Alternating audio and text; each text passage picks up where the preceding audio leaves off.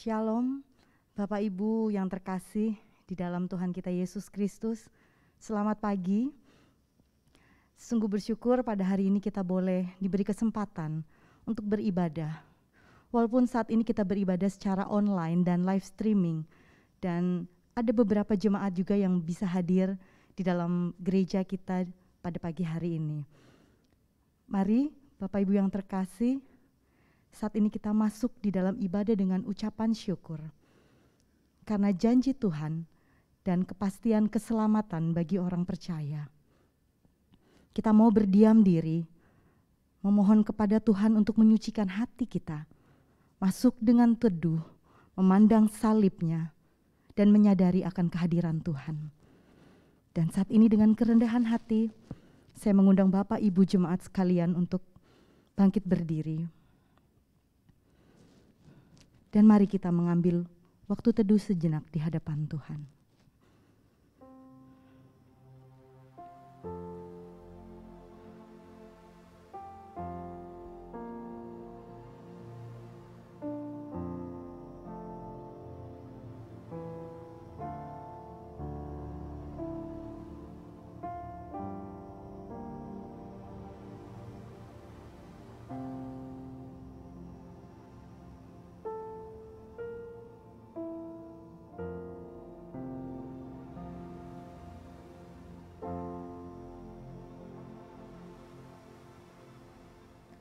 Ibadah pada hari ini didasari dengan keyakinan bahwa pertolongan kita adalah di dalam nama Tuhan yang menjadikan langit dan bumi dan yang tiada pernah meninggalkan hasil ciptaan tangannya. Kiranya turun ke atas kita kasih karunia dari Allah Bapa, Allah Putra dan Allah Roh Kudus di dalam ibadah kita. Amin.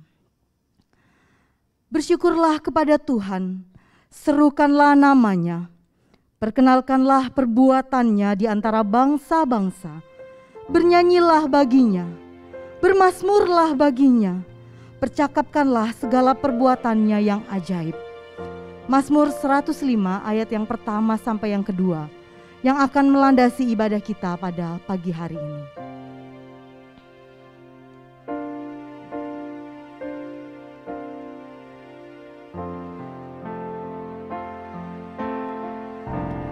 Maka jiwaku pun memujimu. Mari kita angkat hati kita, menyatakan kasih akan karunia Tuhan. Kita akan menyatakan kebesaran Tuhan. Kau Allahku, maka jiwaku memujimu Tuhan. Jiwaku pun memujimu. Sungguh besar Kau Allahku. Sekali lagi kita angkat pujian ini. Maka jiwaku tak henti-henti untuk memuji Engkau Tuhan. Jiwaku pun memujimu. Sungguh besar Kau Allahku.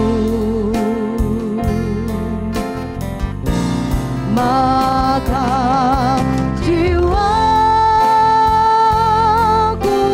pun memujimu. Katakan, sungguh besar Engkau Allahku, sungguh besar Kau Allahku.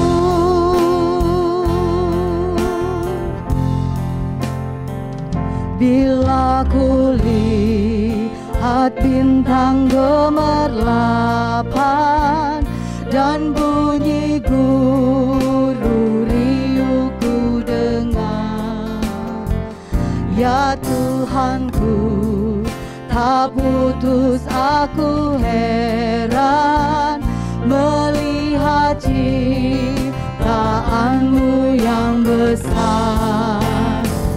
Maka jiwaku pun memujimu, sungguh besar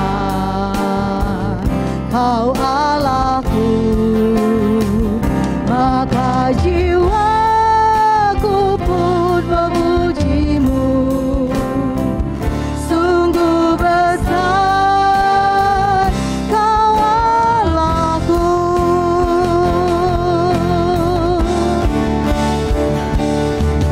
Haleluya, haleluya bagi anak domba. Haleluya, haleluya darahnya menyucikan setiap lidah, suku, bangsa, semua makhluk dan pulau. Berikan glory, berikan hormat, beri pujian bagi anak domba. Haleluya, haleluya bagi anak domba.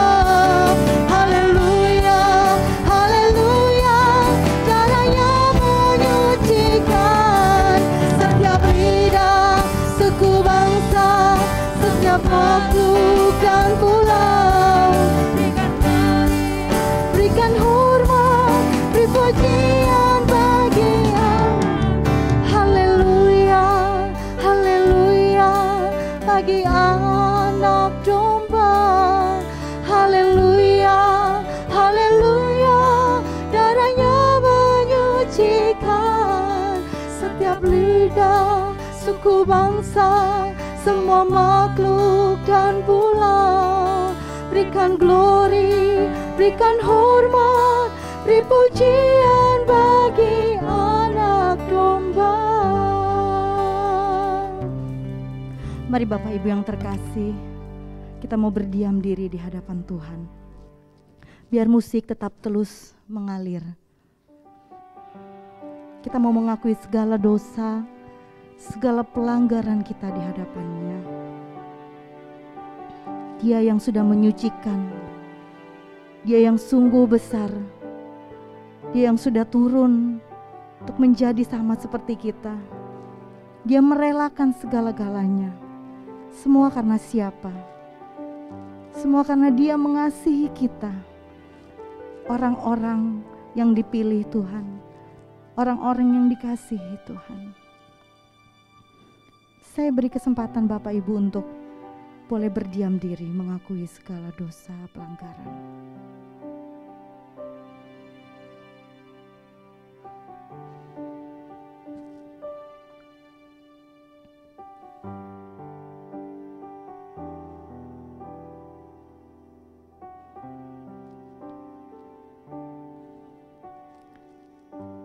Ya Tuhan, Allah Bapa kami di dalam Tuhan kami Yesus Kristus yang kudus dan mulia. Kami ini hanya orang-orang yang penuh dengan dosa, Tuhan. Kami yang sering dan selalu hidup di dalam kedagingan kami. Kami yang hidup selalu mengikuti apa yang kami mau. Tapi kami lupa Tuhan, bahwa Engkau yang sudah memberikan anugerah kehidupan ini. Ya Tuhan, ampuni kami. Kami datang merendahkan diri di hadapan-Mu, mengakui segala dosa-dosa pelanggaran kami. Kami mengaku tidak hidup menurut contoh dan teladan Engkau Yesus. Kami mengaku kurang mensyukuri penderitaan dan pengorbanan-Mu Tuhan, yang sudah menebus dan membebaskan kami dari dosa dan maut. Kami yang tidak melakukan kasih dan kebenaran yang sudah Tuhan ajarkan kepada kami.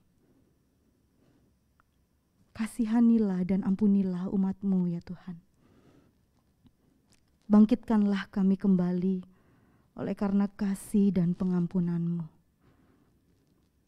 Ya Tuhan, terima kasih. Inilah doa pengakuan dosa kami yang kami alaskan hanya di dalam nama anak-Mu yang tunggal, Tuhan Yesus Kristus, kami sudah memohonkan doa kami. Amin. Bapak Ibu jemaat dipersilakan untuk duduk kembali.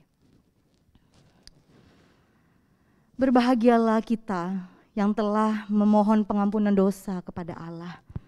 Dan firman Tuhan di dalam Roma 3 ayat 23 sampai dengan 24 mengatakan demikian. Karena semua orang telah berbuat dosa dan telah kehilangan kemuliaan Allah, dan oleh kasih karunia telah dibenarkan dengan cuma-cuma karena penebusan dalam Kristus Yesus. Berdasarkan isi perkataan Allah dalam firman-Nya, maka setiap kita telah diampuni akan dosa-dosanya. Syukur kepada Allah. Masalah dan kesulitan di dalam hidup memang tidak mudah untuk kita lewati bersama-sama dengan kekuatan kita sendiri. Seringkali kita terlalu fokus pada masalah, sehingga Bapak Ibu jemaat yang terkasih, kita lupa bahwa ada Tuhan yang selalu memelihara hidup kita.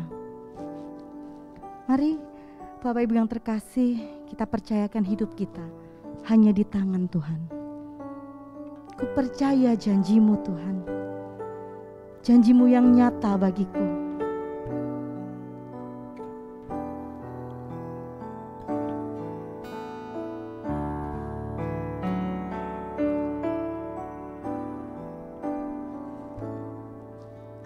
Sungguh besar setiamu, Kau nyatakan bagiku.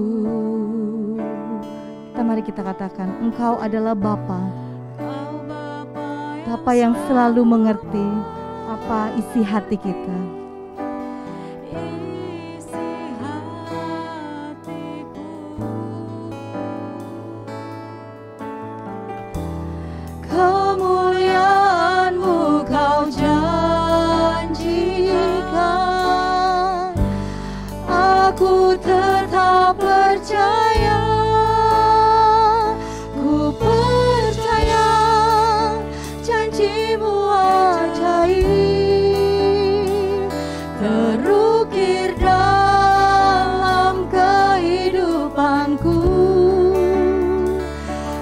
Berserah di dalam kekuatan-Mu, hanya Kau segalanya bagiku. Katakan, ku percaya janji-Mu Tuhan, janji-Mu ajaib, terukir dalam kehidupanku. Berserah di dalam kekuatan-Mu, ku percaya.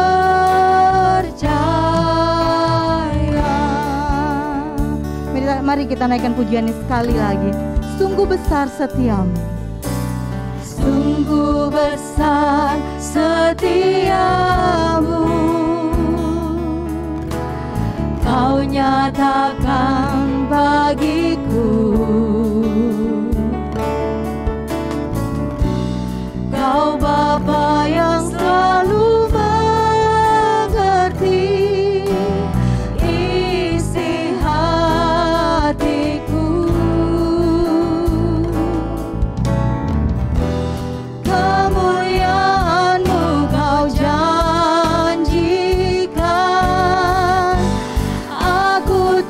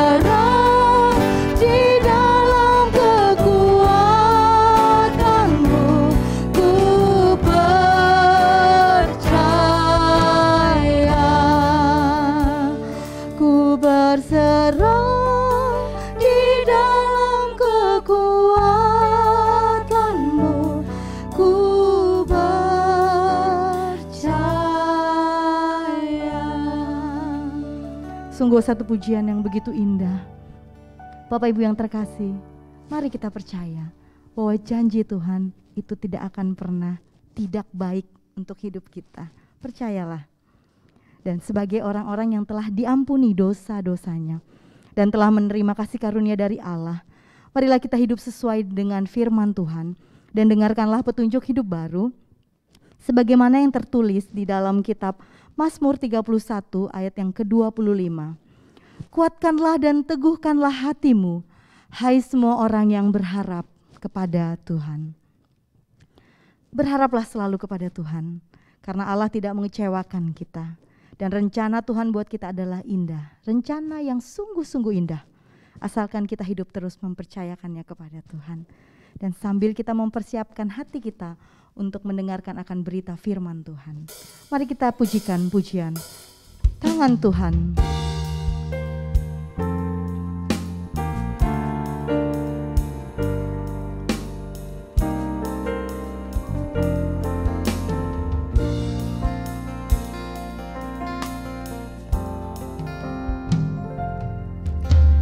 Apa yang kau alami kini mungkin tak dapat engkau mengerti. Cobaan yang engkau alami tak melebihi kekuatanmu. Tuhanmu tak akan memberi ular beracun. Tuhanmu tak akan memberi ular beracun pada yang minta roti. Satu hal tanamkan di hati, indah semua yang Tuhan beri. Tangan Tuhan sedang merendah suatu karya yang agung mulia. Saatnya kan tiba nanti, kau lihat pelangi kasih-Nya.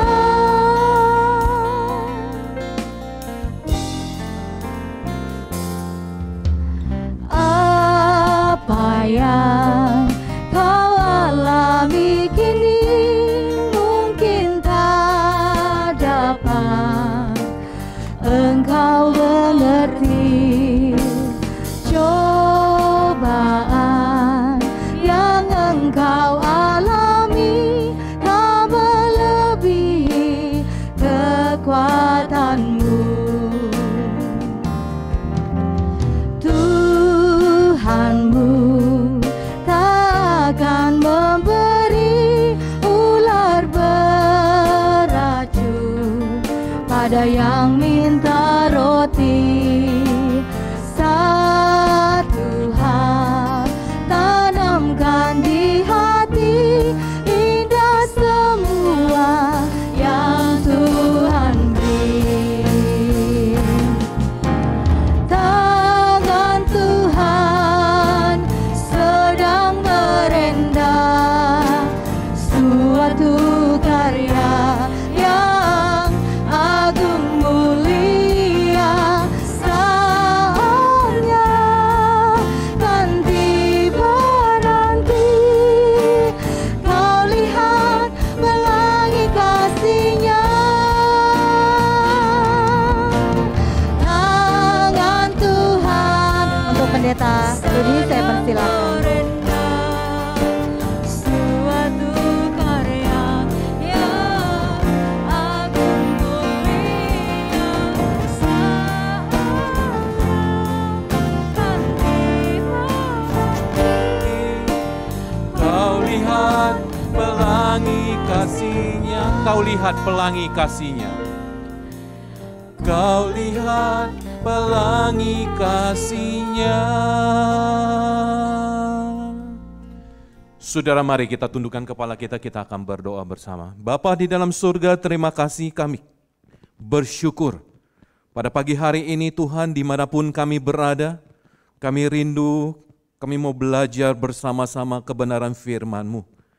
Kami rindu Tuhan, Engkau membukakan hati dan pikiran kami.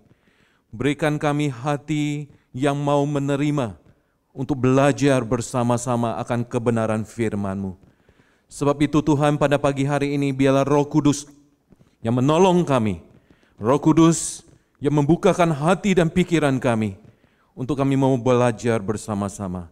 Untuk kami mau ditegur, untuk kami mau diteguhkan oleh kebenaran firman-Mu. Terima kasih Tuhan, berbicaralah kepada kami pada pagi hari ini, karena kami siap untuk mendengarkannya. Di dalam nama Tuhan Yesus, kami berdoa dan kami mengucap syukur. Amin.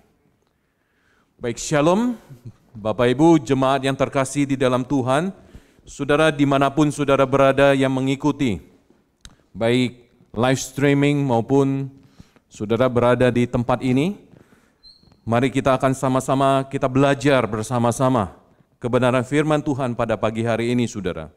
Saudara, tema yang diberikan kepada saya pada pagi hari ini yaitu tak ada yang lepas dari tangan Tuhan. Baik, saya mengajak kita untuk kita membuka satu bagian firman Tuhan yang terambil dari Injil Bapak Ibu, Injil Yohanes. Injil Yohanes pasalnya yang ke-10, ayatnya yang ke-27 sampai dengan ayatnya yang ke-33. Saya akan membacakannya bagi kita bersama-sama. Injil Yohanes pasalnya yang ke-10 ayat 27 sampai dengan 33. Demikian firman Tuhan berbunyi, domba-dombaku mendengarkan suaraku dan aku mengenal mereka dan mereka mengikuti aku. Dan aku memberikan hidup yang kekal kepada mereka dan mereka pasti tidak akan binasa sampai selama-lamanya. Dan seorang pun tidak akan merebut mereka dari tanganku. Bapa-Ku yang memberikan mereka kepadaku lebih besar daripada siapapun, dan seorang pun tidak dapat merebut mereka dari tangan Bapa. Aku dan Bapa adalah satu. Sekali lagi orang-orang Yahudi mengambil batu untuk melempari Yesus. Kata Yesus kepada mereka, banyak pekerjaan baik yang berasal dari Bapa-Ku yang kuperlihatkan kepadamu. Pekerjaan manakah di antaranya yang menyebabkan kamu mau melempari aku? Jawab orang-orang Yahudi itu, bukan karena suatu pekerjaan baik, maka kami mau melempari engkau, melainkan karena engkau menghujat Allah dan karena engkau sekalipun hanya seorang manusia saja menyamakan dirimu dengan Allah. Sejauh ini pembacaan firman Tuhan kita. Berbahagia bagi kita yang membaca, merenungkan, dan menjalankannya di dalam kehidupan keseharian kita. Saudara yang terkasih di dalam Tuhan, suatu hari saudara ada seorang yang bernama Julio. Dia sedang bersepeda dan kemudian dia menyeberangi jembatan George Washington yang begitu ramai pada waktu itu, saudara. Nah, saudara, pada saat dia melewati jembatan itu, dia diperhadapkan kepada satu situasi. Diperhadapkan kepada satu kondisi antara hidup dan mati. Kenapa, saudara? Karena pada waktu itu, ketika dia sedang melewati jembatan itu, ada seorang pria yang hendak melompat dari jembatan itu ke sungai Hudson, saudara. Nah, saudara, ketika menyadari dan melihat situasi itu, si Julio kemudian dia berhenti dan dia turun dari sepedanya dan kemudian dia membuang sepedanya dan kemudian dia berlari dan dia menghampiri si pria tersebut. Saudara, dia melihat dan dia kemudian berpikir bahwa polisi tidak akan mungkin datang tepat pada waktunya. Kemudian si Julio ini pun segera bergerak dengan cepat. Dan kemudian dia berkata, don't jump, we love you. Jangan terjun, kami mengasihimu. Kemudian saudara, bagaikan gembala dengan tongkatnya, saudara.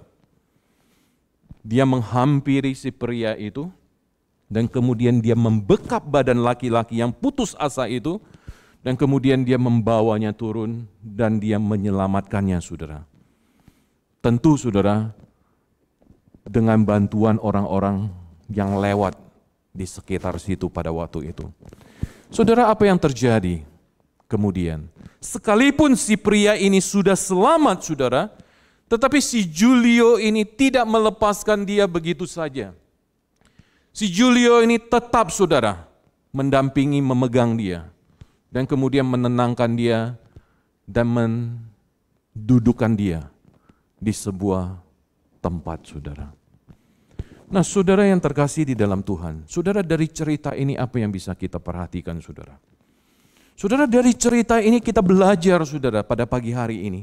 Kita belajar dari apa yang kita baca dari Injil Yohanes pasal yang ke-10. Pagi ini saya mengajak kita untuk kita bersama-sama saudara, untuk kita merenungkan Tuhan Yesus yang sudah ajarkan kepada kita di dalam Yohanes pasalnya yang ke-10 ini. Saudara perhatikan di dalam ayat ke-27, Tuhan Yesus mengatakan, domba-dombaku mendengarkan suaraku dan aku mengenal mereka dan mereka mengikuti aku. Saudara, Tuhan Yesus menggunakan perumpamaan ini, perumpamaan relasi antara dia dengan umat tebusannya seperti seorang gembala dengan domba. Saudara, ini merupakan satu gambaran relasi yang begitu intim antara gembala sejati dengan dombanya. Saudara, kalau kita perhatikan di masa Tuhan Yesus, pada masa Tuhan Yesus ada gembala-gembala yang ingin menjadi gembala, lalu ingin memiliki pekerjaan itu supaya mendapatkan bayaran, sementara sampai si gembala itu sudah mempunyai atau mendapat keuntungan lebih dan kemudian dia meninggalkan pekerjaan itu saudara. Dan kemudian dia meninggalkan domba-dombanya. Nah, inilah kondisi yang harus kita lihat dalam contoh Tuhan Yesus mengenai sang gembala. Maka Yesus mengatakan, aku gembala beda dengan orang lain yang menjadi gembala karena profesi. Sebab aku adalah gembala yang baik, yang rela kehilangan nyawaku demi domba-dombaku. Aku korbankan nyawaku demi domba-dombaku. Saudara, pengorbanan yang Yesus berikan adalah pengorbanan satu-satunya yang mungkin membawa domba-dombanya masuk dalam hidup yang kekal. Tidak ada cara lain, tidak ada jalan lain, tidak ada kemungkinan yang lain di mana manusia selamat kecuali saudara melalui pengorbanan Yesus Kristus di atas kayu salib yang belum lama ini saudara kita peringati bersama-sama di Jumat Agung, bahkan di Paskah kebangkitan Tuhan Yesus. Saudara, maka Kristus yang tahu kebutuhan domba-dombanya, dia mengatakan, akulah gembala yang sejati. Di dalam ayatnya yang ke-27 saudara dikatakan, domba-dombaku mendengarkan suaraku. Tuhan Yesus mengatakan ini untuk memberikan penjelasan saudara. Mengapa ada orang-orang Yahudi pada waktu itu yang menolak dia? Jawabannya adalah karena mereka tidak termasuk kelompok domba-dombaku. Saudara, pertanyaannya kepada kita, siapa yang termasuk domba Tuhan dan yang tidak? Yang termasuk domba Tuhan yaitu mereka yang percaya, mereka yang mengakui siapa itu Tuhan Yesus, yang mencintai dia dan bertumbuh di dalam iman yang benar. Saudara, domba yang sejati ikut kemana gembalanya pergi. Domba yang sejati melihat saudara dan mencintai gembalanya karena menyadari gembalanya mengasihi domba-dombanya.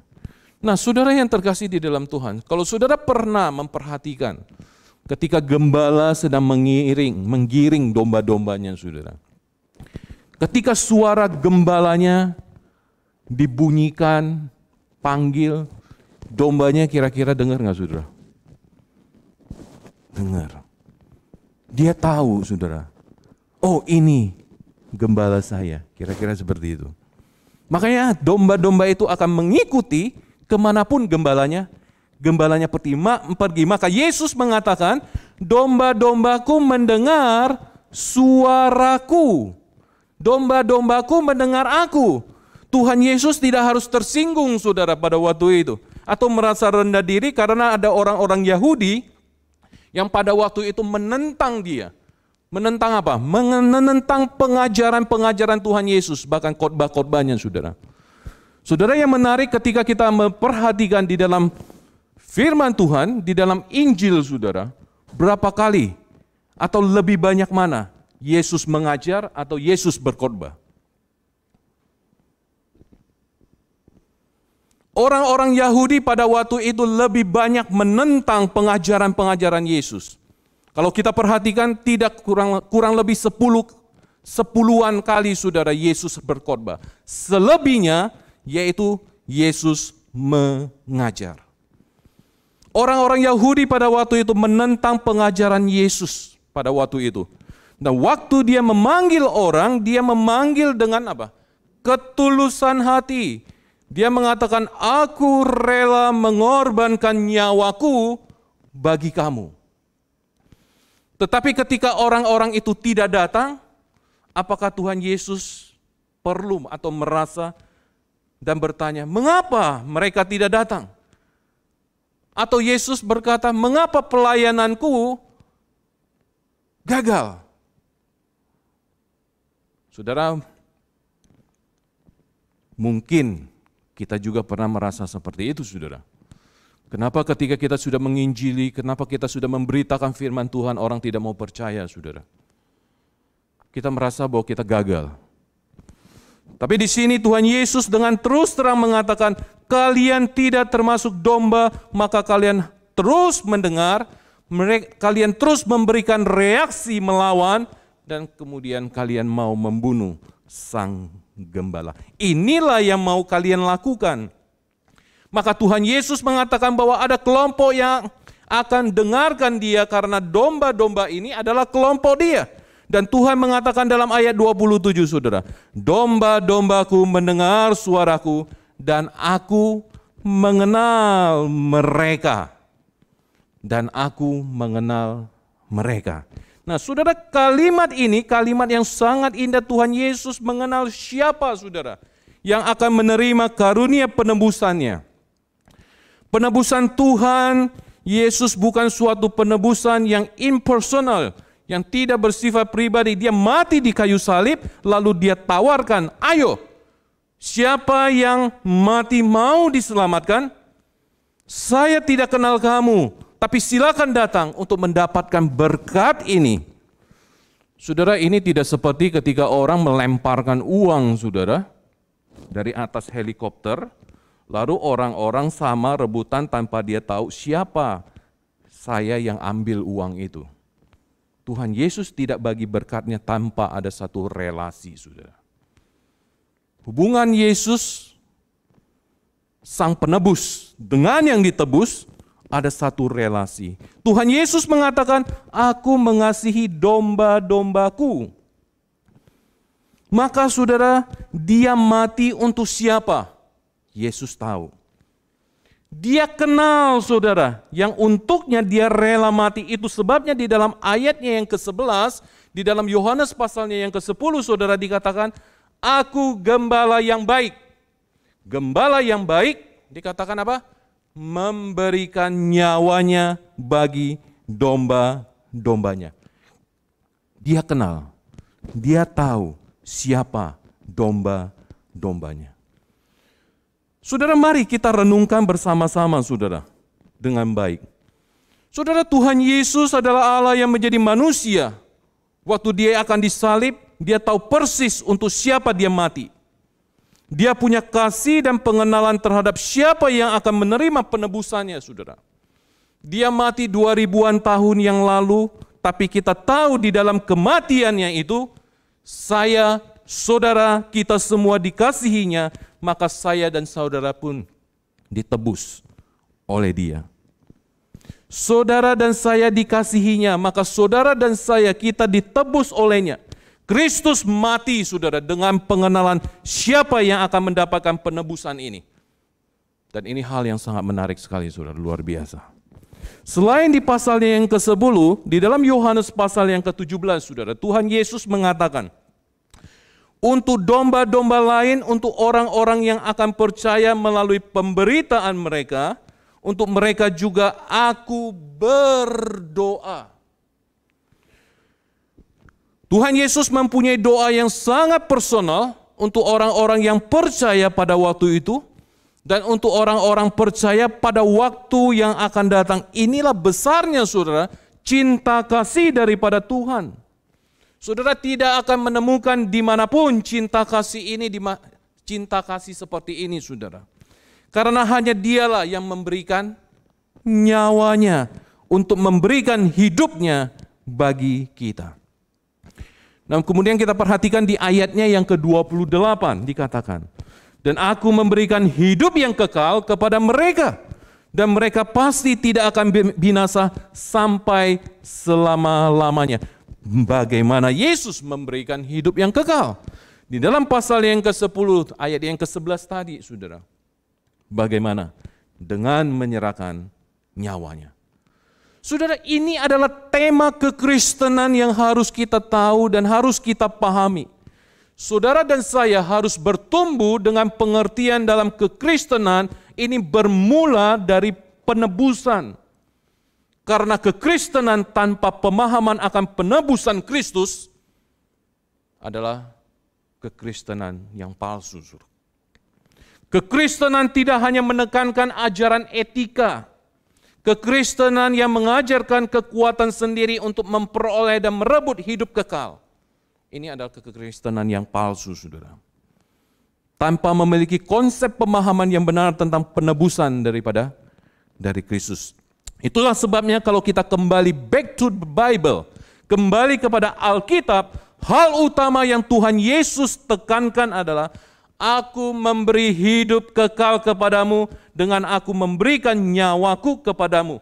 Saudara, ini merupakan hal dari perjanjian lama. Dari perjanjian lama sampai kepada perjanjian baru yang terus-menerus dinubuatkan, saudara. Perjanjian lama dari Adam dan Hawa pada waktu itu. Sampai kepada nanti, saudara, di pasal yang ke-5, yaitu dinyatakan keturunan Set yang mencintai Tuhan. Saudara perhatikan, jatuh ke dalam dosa, upah dosa adalah maut. Sampai kepada pasal yang ke-5, Set dan keturunan melakukan hal-hal yang baik. Saudara perhatikan, saudara. Dari dosa sampai mencintai Tuhan. Tetap orang yang cinta Tuhan tetap mengalami kematian. Orang yang saleh tetap harus mati. Orang yang besar, orang yang kecil, orang yang kaya, orang yang miskin, orang yang sukses, orang yang gagal, semua tetap harus mengalami yang namanya kematian. Itulah sebabnya kelahiran dan kematian menjadi titik yang membuat sama semua orang di dunia ini. Iman melihat Tuhan yang tidak kelihatan. Iman mempercayai pengorbanan Kristus yang sudah terjadi. Yang kita saksikan, saudara, hari ini. Walaupun dulu kita tidak menyaksikannya. Karena memang kita tidak ada pada waktu itu.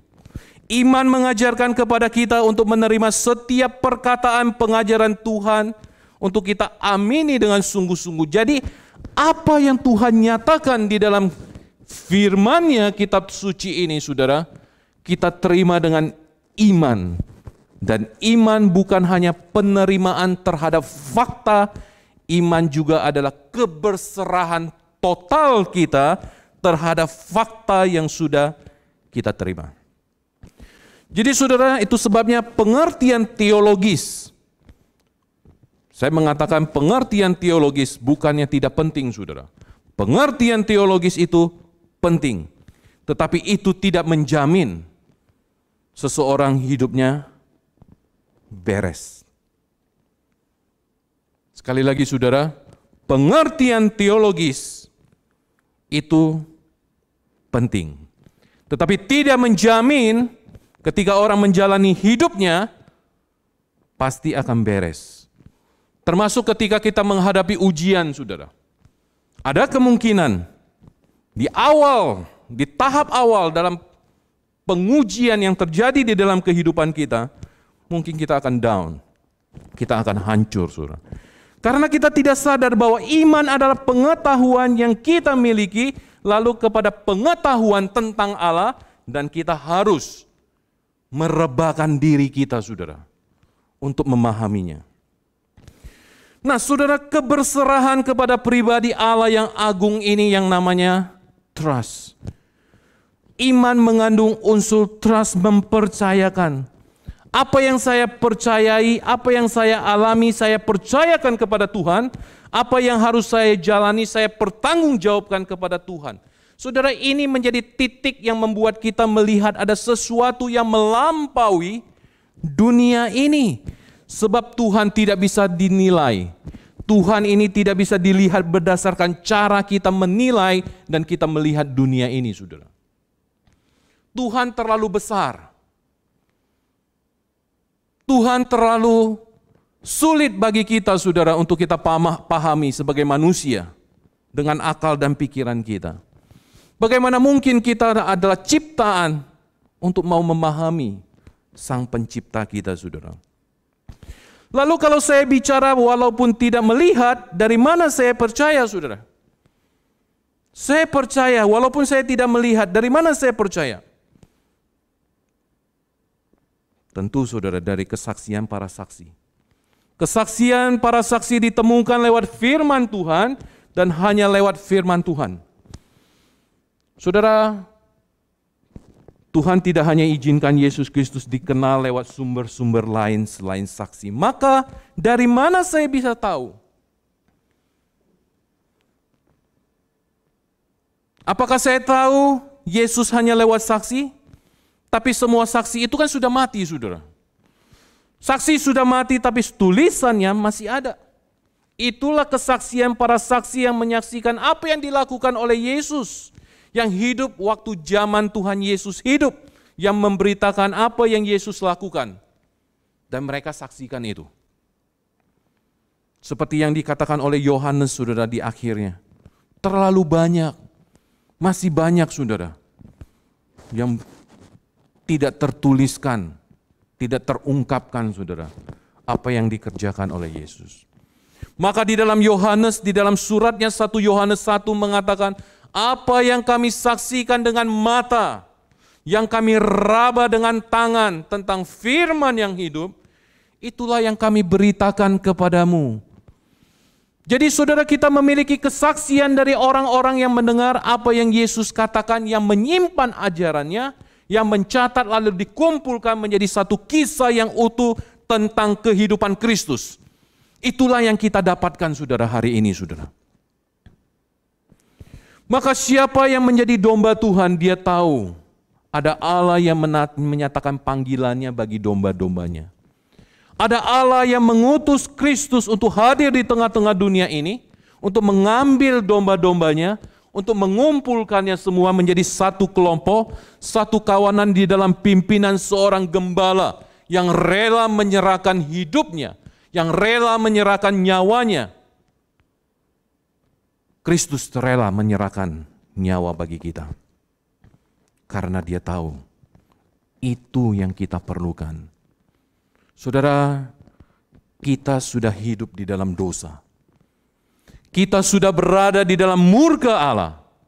Kita sudah terpisah dari Allah, saudara. Tidak ada jalan lain, saudara, untuk mengembalikan, untuk menyatukan kembali itu, hanya melalui Yesus Kristus. Maka kalau Tuhan Yesus tidak peduli kepada kita, pertanyaannya, apakah kita bisa selamat? Ini mesti kita renungkan baik-baik, saudara. Jumat Agung, Paskah, belum begitu lama kita lewati. Kita diingatkan kembali, kita direview kembali. Bagaimana pengorbanan Kristus, bagaimana kematian Kristus, bagaimana kebangkitan Kristus memberikan pengharapan kepada kita. Kita renungkan ini baik-baik, saudara. Kalau Tuhan Yesus tidak mau menjadikan dirinya gembala atas domba-domba yang tanpa alasan bisa Dia kasihi, bisakah kita selamat? Kita selalu take it or granted, saudara, bahwa Tuhan itu wajib tebus saya. Tuhan Yesus itu wajib mati di atas kayu salib untuk tebus saya. Apa kewajiban Tuhan untuk lakukan itu, saudara? Apakah itu kewajiban bagi Tuhan? Tidak, saudara. Apakah hak kita terima penebusan Kristus? Tidak ada. Kalau Yesus putuskan aku tidak mau peduli pada kalian, biarkan kalian binasa, aku tidak hutang apapun. Kalau kalian mau dihakimi, biarlah kalian dihakimi berdasarkan kejahatan yang kalian lakukan. Saudara, aku enggak salah kalau mau menghakimi kalian. Aku tidak salah kalau mau menghakimi engkau, dan aku tidak punya kewajiban untuk menolong kalian. Saudara, kita terlalu anggap remeh kadang-kadang anugerah Tuhan. Orang yang menganggap remeh anugerah tidak menghargai anugerah. Selalu dia membuang anugerah itu. Selalu hina setiap kesempatan yang ada, saudara. Setiap kesempatan yang datang dan selalu dianggap apa yang dapat saya peroleh. Apa yang layak saya dapatkan, saudara. Maka itu sewaktu diambil dari kita. Kemudian kita marah. Tapi fakta di Alkitab mengatakan Yesus tidak harus menjadikan kita dombanya. Di dalam Alkitab banyak sekali contoh orang-orang yang Yesus kesampingkan. Dia mengatakan, kamu tidak mau dengar aku karena kamu bukan dombaku. Tuhan Yesus mengatakan, karena Bapa tidak tarik kamu kepadaku, maka kamu tidak termasuk domba-dombaku. Jikalau ini dijatuhkan vonis ini, saudara, jikalau vonis ini dijatuhkan, maka kemungkinan kita tidak akan selamat.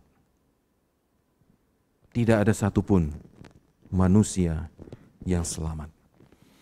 Orang akan dihakimi berdasarkan semua kejahatan yang sudah dia lakukan. Dan tidak ada yang bisa menolong. Tapi Tuhan Yesus mengatakan di ayatnya yang ke-28. Aku mengasihi domba-dombaku dan aku memberikan hidup yang kekal. Tuhan Yesus tidak harus, tapi dia pilih untuk lakukan itu, saudara. Maka Yesus mengatakan, aku gembalamu.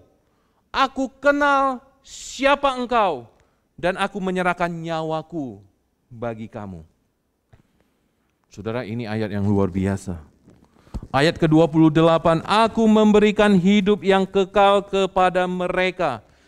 Cara satu-satunya Tuhan Yesus menolong adalah dia mengambil nasib yang harus kita miliki, saudara. Nasib yang harus kita miliki. Dia dari Allah menjadi manusia, mati di atas kayu salib, menderita bagi saudara dan saya, bagi kita semua. Tapi untuk melakukan ini, saudara, dia harus dihancurkan. Dihancurkan dari apa? Dihancurkan dari keadilan dan dihancurkan dari murka Allah. Inilah pengertian yang harus kita pahami. Tuhan dengan karakter yang agung, di dalam kasih, di dalam keadilannya, di dalam kesuciannya, saudara, dia timpakan kesalahan itu, dia timpakan kesalahan kita, saudara dan saya, kepada Kristus. Di mana? Di atas kayu salib. Di atas kayu salib, seluruh kesalahan kita ditimpakan kepada dia. Supaya apa? Supaya kita boleh kembali kepada dia, Sang Pencipta.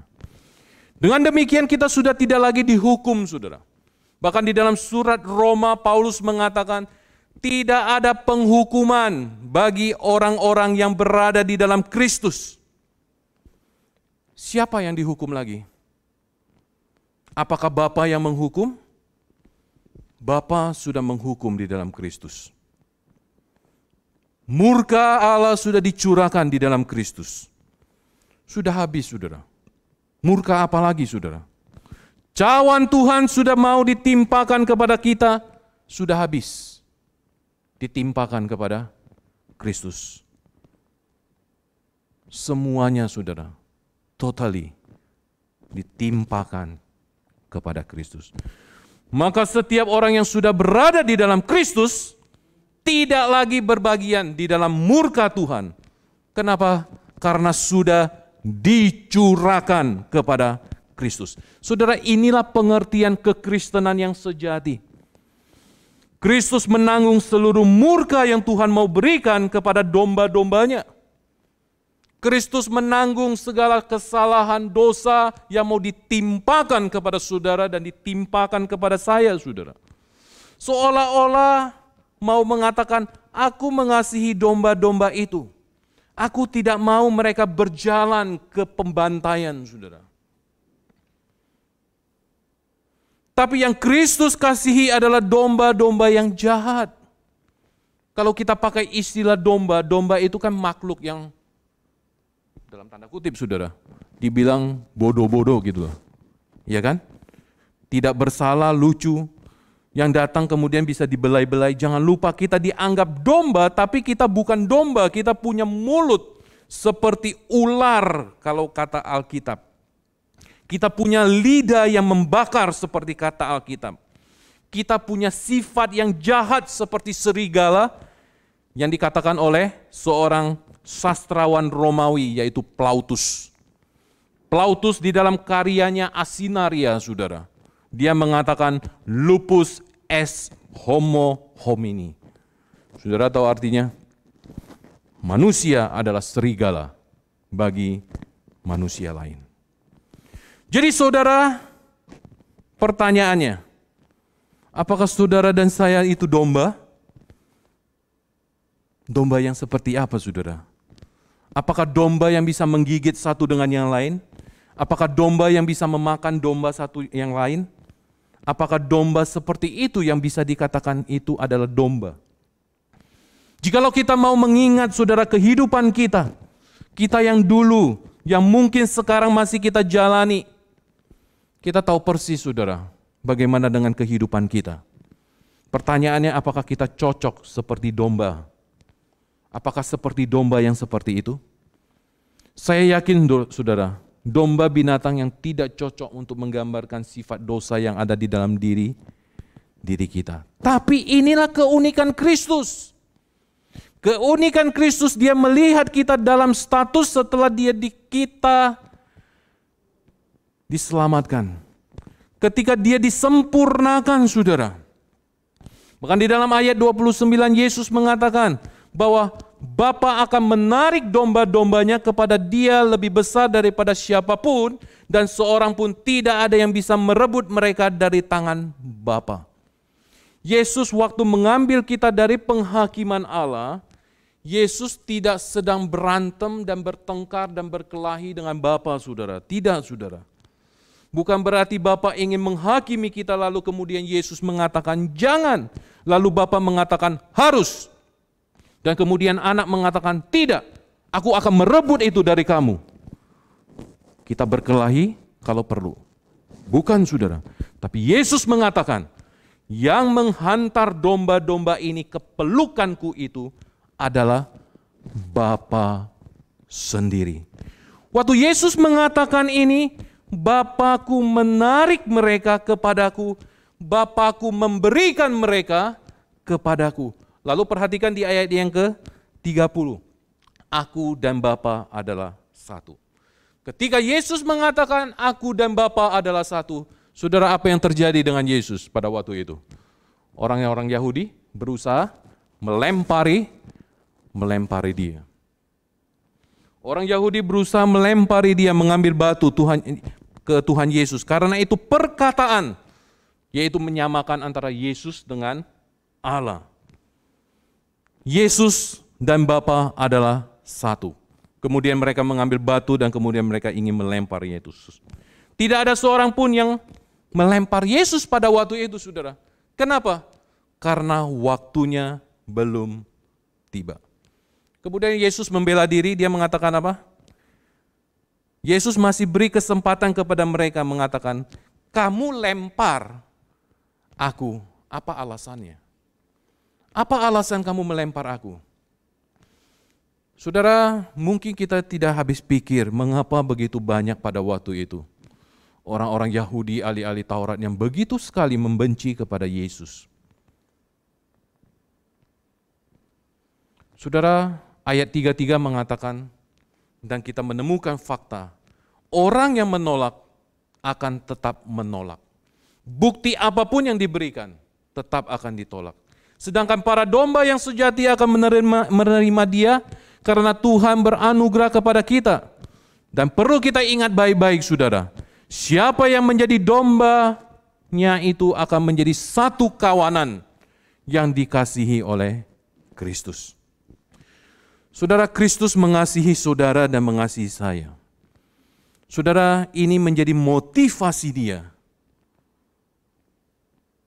turun ke dalam dunia. Menjadi motivasi bagi Kristus untuk turun ke dalam dunia. Dan ini menjadi pendorong bagi dia, saudara, untuk bertahan ketika dia ada di Getsemani. Tuhan, jikalau boleh cawan ini lalu daripadaku. Bukan kehendakku, tetapi biarlah ini menjadi kehendakmu. Saudara, di Getsemani Yesus bergumul, saudara. Dikatakan keringatnya itu seperti cucuran darah, saudara. Sebuah pergumulan yang hebat. Karena dia tahu sebentar lagi dia akan mengalami yang namanya siksaan. Dan sebentar lagi dia akan dipaku di atas kayu salib. Dan dia mati, saudara. Saudara, jaminan keselamatan Yesus yang Yesus katakan di dalam ayat 27-28, pasti tidak akan binasa karena Kristus yang berdoa kepada Bapa dan doa Kristus itu didengar. Kristus menjadi pengantara sampai saat ini, saudara. Saudara menjadi orang Kristen tapi tidak menghargai berkat ini, sangat disayangkan sekali, saudara. Kalau kita merenungkan kematian Kristus, kita sadar dia yang memanggil kita menjadi dombanya dan dia yang sudah berkorban bagi kita. Tidak ada satupun, tidak ada hal apapun yang akan memisahkan kita dari kasih Kristus. Seperti yang dikatakan di dalam Roma pasalnya yang ke-8, saudara, ayat yang ke-35 sampai dengan ke-39. Apa yang dapat memisahkan kita dari kasih Kristus? Gak ada, saudara. Penderitaankah? Penganiayaankah? Yang dunia ini jatuhkan, voniskan kepada kita? Tidak ada, saudara. Apa yang dapat memisahkanku dari kasih Tuhan Yesus? Tidak ada. Itulah sebabnya, saudara, hari ini, ketika saudara dan saya kita sudah percaya kepada Kristus, yakin dan percayalah, dia tidak akan melepaskan kita, saudara. Dia selalu akan memegang kita dengan erat. Kenapa? Karena dia adalah sang gembala kita. Dan kita adalah domba-dombanya. Tuhan memberkati kita. Mari kita tundukkan kepala. Bapa di dalam surga, terima kasih, kami bersyukur. Pada pagi hari ini melalui firman-Mu, Tuhan, kami tahu di dalam keterbatasan kami untuk kami memahami. Tetapi Tuhan, Engkau membukakan, Engkau menyingkapkan bagi kami kebenaran firman-Mu ini. Tuhan, terima kasih. Kami memiliki gembala agung yang luar biasa. Dan kami adalah domba-domba Tuhan yang sudah diselamatkan melalui pengorbanan Kristus yang rela mati di atas kayu salib menebus kami orang-orang yang berdosa. Biarlah Tuhan kami tidak menyia-nyiakan anugerah ini. Biarlah anugerah ini boleh tetap kami pegang teguh di dalam kehidupan kami. Khususnya di dalam perjalanan iman kami, Tuhan. Karena kami yakin dan percaya Tuhan tidak akan melepaskan kami, karena kami milik dan kepunyaan daripada Tuhan. Terima kasih, firman-Mu sudah selesai. Tetapi kami percaya firman-Mu akan tinggal diam di dalam hati kami, dan firman ini akan menjadi rema di dalam perjalanan kehidupan kami. Sekali lagi khususnya di dalam iman kami. Terima kasih Tuhan, terpujilah nama-Mu. Di dalam nama Tuhan Yesus kami berdoa dan kami mengucap syukur. Amin. Tuhan memberkati.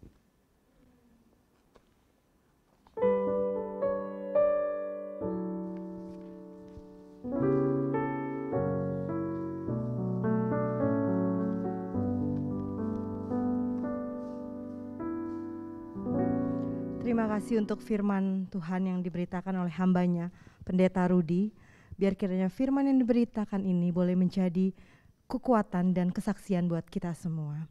Dan marilah Bapak Ibu jemaat terkasih, kita bangkit berdiri bersama sekalian orang Kristen di sepanjang zaman, segala abad dan yang ada di segala tempat.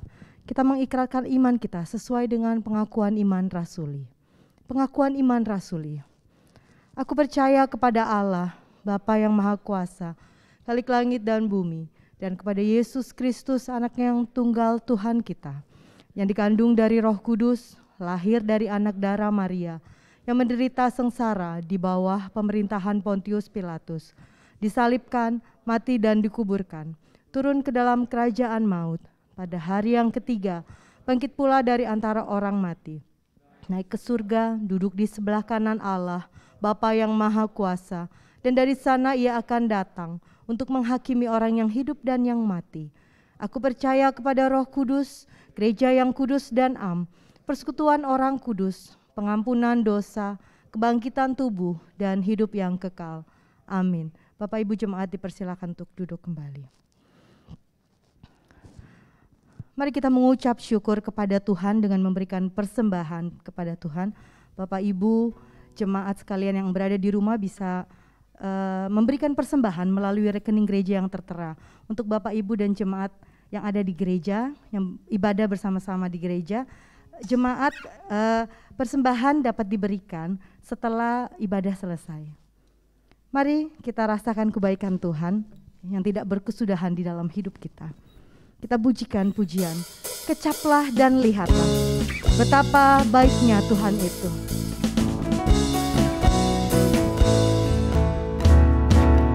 Kecaplah dan lihatlah betapa baiknya Tuhan itu. Rasakan dan nikmati kasih setia Tuhan. Kecaplah dan lihatlah betapa baiknya Tuhan itu. Rasakan dan nikmati kasih setia Tuhan. Kasih setia Tuhan. Syukur bagimu Tuhan, segala hormat bagimu Tuhan. Allah yang mengasihiku, Allah yang memeliharaku. Syukur bagimu Tuhan, segala hormat bagimu Tuhan. Allah yang mengasihiku, Allah yang memeliharaku selamanya. Mari kita pujikan pujian ini sekali lagi dengan ucapan syukur karena kasih Tuhan di dalam hidup kita. Kecaplah dan lihatlah betapa baiknya Tuhan itu. Rasakan dan nikmati kasih setia Tuhan. Kasih setia Tuhan. Syukur bagimu Tuhan, segala hormat bagimu Tuhan. Allah yang mengasihiku, Allah yang memeliharaku. Syukur bagimu Tuhan, segala hormat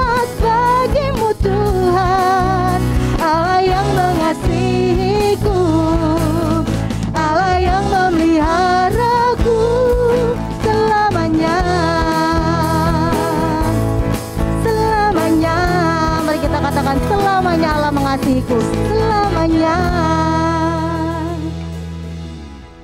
Mari Bapak Ibu yang terkasih, kita satukan hati kita di dalam doa. Bapa kami yang ada di surga, Bapa yang baik, Bapa yang selalu memberikan kebaikan buat kehidupan kami. Pada saat ini kami mengucap syukur Tuhan atas penyertaan-Mu, di mana kami sudah memuji dan mendengarkan akan firman-Mu. Biarlah firman yang telah disampaikan oleh hamba-Nya dapat menjadi kekuatan, dan kami boleh menjadi domba-domba yang selalu takut akan Tuhan, domba-domba yang selalu bisa melanjutkan kehidupan kami bersama dengan Engkau. Saat ini ya Tuhan, kami juga mengucap syukur atas segala berkat yang telah Engkau berikan, di mana kami sudah memberikan persembahan sebagai ucapan syukur kami. Berapapun Tuhan yang kami berikan ini adalah sebagai bukti ucapan syukur kami atas segala berkat yang sudah Tuhan berikan di dalam kehidupan kami. Saat ini Tuhan, kami berdoa untuk pandemi COVID-19 yang saat ini masih harus kami jalani. Tuhan, kiranya Engkau berbelas kasihan memberikan kami perlindungan. Dan kiranya kami tahu bahwa Engkaulah yang menjadi satu-satunya menjadi benteng perlindungan kami terhadap virus ini. Sehingga virus ini pun tidak bisa atau jauh daripada kami. Kami juga berdoa Tuhan untuk orang-orang yang saat ini sudah terserang, yang sedang menderita akan virus COVID-19 ini. Kiranya Engkaulah yang selalu menolong dan menyembuhkan mereka. Dan beri pengharapan buat mereka Tuhan, bahwa tangan Tuhan tidak akan lepas untuk selalu memegang dan memelihara mereka. Dan kami juga memohon belas kasihan-Mu ya Tuhan, untuk para dokter, untuk para perawat dan seluruh tenaga medis, juga semua yang terlibat di dalam penanganan virus ini. Tuhan, Kau yang berkati mereka. Tuhan, Kau yang beri kesehatan mereka. Tuhan, Kau yang beri kekuatan untuk mereka, agar mereka boleh menjalankan semua ini dan dijauhkan dari hal-hal yang lebih buruk. Saat ini kami juga berdoa Tuhan untuk pendistribusian vaksin. Kiranya semua juga dapat berjalan secara adil dan merata, baik di Indonesia maupun di seluruh dunia. Dan kami berdoa juga buat pemerintah yang mengupayakan segala hal di dalam segala sektor. Ya Tuhan, kiranya Engkau saja yang berbelas kasihan buat pemerintahan kami. Saat ini kami juga Tuhan berdoa buat jemaat-Mu di GKT Betani, baik di pusat maupun di pos PI. Biar kiranya mereka juga tetap memiliki ketekunan untuk berdoa dan selalu semangat untuk selalu hidup sesuai dengan firman Tuhan. Kami berdoa juga untuk rencana onsite pada gereja kami. Tuhan, kiranya Engkau memberkati dan memberi hikmat kepada majelis dan para hamba Tuhan, bahkan jemaat yang selalu membantu dan mendukung kami di dalam doa, agar setiap keputusan-keputusan dan langkah-langkah yang diambil, semua itu berkenan di hadapan Engkau. Ya Tuhan, di dalam pengasihan-Mu saja kami letakkan segala doa-doa permohonan kami ini. Di dalam nama Tuhan kami Yesus Kristus sebagai juru selamat kami yang hidup, kami sudah berdoa dan mengucap syukur. Amin. Mari Bapak Ibu yang terkasih jemaat, saya undang untuk bangkit berdiri. Kita kembalikan pujian dan kemuliaan hanya bagi Tuhan. Kita pujikan doksologi dan doa berkat akan dibawakan oleh Pendeta Budiono.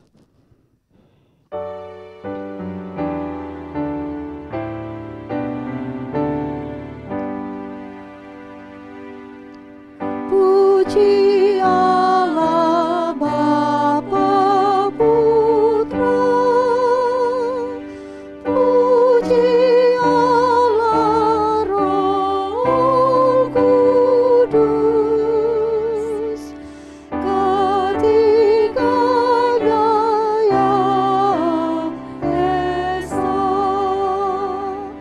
Oh selamat sumber berkat. Amin.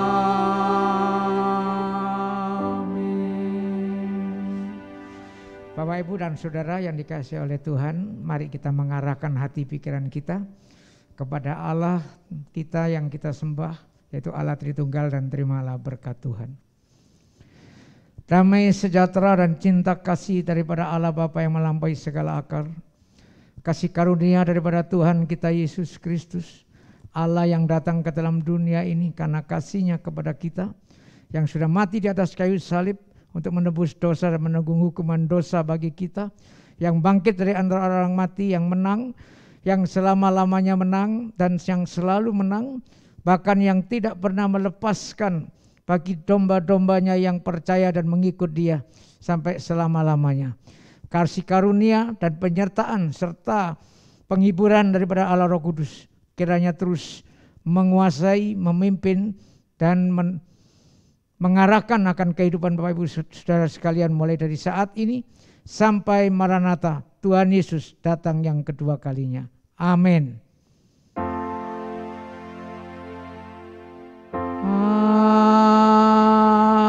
Amin.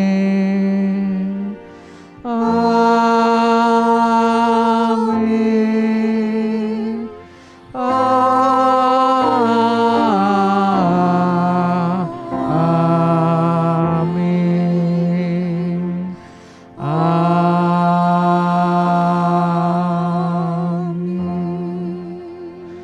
Silakan duduk, silakan mengambil saat teduh dan ibadah selesai.